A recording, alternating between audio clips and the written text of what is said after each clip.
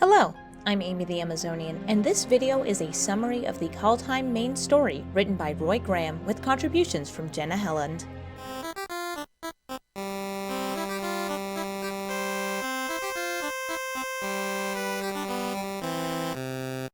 Our story begins with a familiar face. Kaya is a planeswalker and a skilled assassin who specializes in the killing of ghosts, spirits, and other forms of specter. She's able to sever souls by turning herself and the weapon she holds into a ghost form, which allows them to pass through solid material and destroy normally intangible beings. During War of the Spark, Kaya took an oath to join the Gatewatch, a group of do-gooder planeswalkers which work to bring peace to the multiverse. You can think of them as the Super Friends of Magic the Gathering. Despite her new position in the Gatewatch, Kaya is an assassin for hire above all else, and she's been offered payment by an unknown benefactor to kill a monster that has made its way into Kaldheim. The monster in question is Vorinclex. Vorinclex is an animalistic Phyrexian praetor who wishes for nothing more than to see all creatures return to survival of the fittest. Phyrexians are creatures of both metal and flesh who seek to spread their form of perfection to all others. When the Phyrexians overtook the plane of Mirrodin, New Phyrexia was born. Praetors are the leaders of New Phyrexia, as well as the representations of the philosophies the New Phyrexians hold. However, Vorinclex is not on Kaldheim out of his own volition. He was sent there through a portal by an unknown Phyrexian, though likely Elish Norn. When he arrived on the plane, he was stripped of his organic parts and manifested as a pile of metal and bone. To rebuild himself, he took the matter of creatures on the plane, starting with a deer who stumbled upon his fleshless form and eventually consuming humans in the Kaldheim realm of Bredegard. Fun fact, it's possible that the deer that was caught investigating Vorinclex's bones was interested in a snack. Deer are known to eat bones to supplement their nutrients in the wild in a practice known as osteophagy. Vorinclex has a mission on Kaldheim, but he can't do it alone. Vorinclex forces another planeswalker to assist him by causing chaos on the plane, and there's no better choice than Tybalt when it comes to troublemaking. Tybalt has been poisoned by Vorinclex and is working under his orders in exchange for an antidote. Tybalt doesn't seem to mind this very much, seeing as he planned to make mischief on Kaldheim without the Phyrexians' influence. Tybalt is a horrible person. On his home plane of Innistrad, Tybalt refined the art of torture by seeing how much pain he could inflict on innocent victims before they died. Tybalt got his Planeswalker Spark when he fused with the devils he had attracted during his experiments. This caused him to experience all the pain he had ever inflicted upon others in a single moment. Tybalt didn't experience a change of heart when he got his Spark. Instead, he became an interplanar agitator. On Kaldheim, Tybalt sowed seeds of distrust among humans, trolls, elves, and giants, each of which occupy their own realms. Each realm of Kaldheim is a distinct world growing on the branches of the World Tree. It takes a considerable amount of magic to travel between these realms, though many are able to do so using portals known as omen paths. These realms are ruled by gods, which are made near immortal by the sap of the World Tree, which is distilled into a consumable form called the Cosmos Elixir by the god Essika. To gain the trust of the other gods and the denizens of those realms, Tybalt disguised himself as one of these gods, Valki, the god of lies. He trapped the real Valki in chains and imprisoned him in the frozen keep of King Narfi, who oversees the icy undead raiders of Karfell.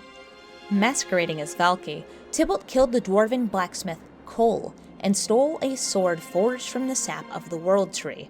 This sword, the Sword of the Realms, has the ability to open omen paths to travel between realms, or to rip tears between realms in a phenomenon known as a Doomscar. Doomscars naturally occur when the branches of the World Tree brush against each other and are horribly destructive events. As Tybalt pulled the final strings of his plot, he ran into Kaya.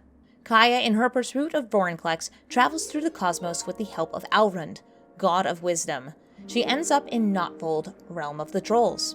There, she watches as Tybalt, in disguise, leads a group of Hagi trolls to believe that their land would be invaded, and convinces them to strike first against the inhabitants of other realms. Kaya strips Tybalt of his magical disguise, but the trolls don't seem to care much, and rush to attack Kaya. She dispatches two of the group, and the remaining Hagi trolls disperse, knowing they aren't going to beat this battle. Tybalt, needing a distraction, awakens a group of larger Torga trolls. The trolls go into a frenzy at their sudden awakening, and Tybalt escapes using the stolen Sword of the Realms into the demon realm of Immersturm. The trolls lash out at Kaya, and their stony forms prove a difficult target for her daggers, and her weapons shatter. Thankfully, help arrives in the form of Tyvar, a muscular elven prince.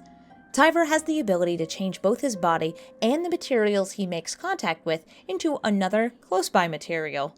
Jumping into action, Tyvar uses his transmutation abilities to transform the rampaging trolls into stone. Tyvar introduces himself as Kaya's savior and Kaldheim's greatest hero. Kaya notices that he's wearing a charm from Zendikar, which Tyvar believes to be a far-off realm of Kaldheim, when it is actually a completely different plane, making him a planeswalker. With this new knowledge, Tyvar seems uninterested in traveling to other planes, as nobody on Kaldheim would be able to see the glory of his foreign victories. Tyvar was trailing Valky, suspicious of the god. Tybalt, who is disguised as Valky, met with the elven court in the realm of Skemfar, convincing Harold, the elven king and Tyvar's brother, that there was a war brewing.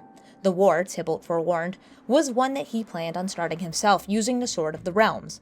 Kaya and Tyvar make their way to Immersturm to stop Tybalt from causing a Doomscar. Using a newly opened omen path, they arrive by an ocean of lava and are attacked by a ship of demon raiders. Kaya, still without her weapons, throws a harpoon through one of the demons, killing it. She uses her bare hands to phase into the body of a second demon to pierce its heart, then finishes it off by phasing it into the molten lava below. Meanwhile, Tyvar takes on a third and final demon in combat, decapitating it. Using his transmutation powers and the axes of one of the fallen demons, Tyvar grows a pair of light axes for Kaya's use. The pair uses the boat from the demon raiders to sail to Blood Crag, where they witness Tybalt rend the sky and create a Doomscar between all realms. The pair moves to stop Tybalt, and Tybalt spits a black cloud of smoke at the pair.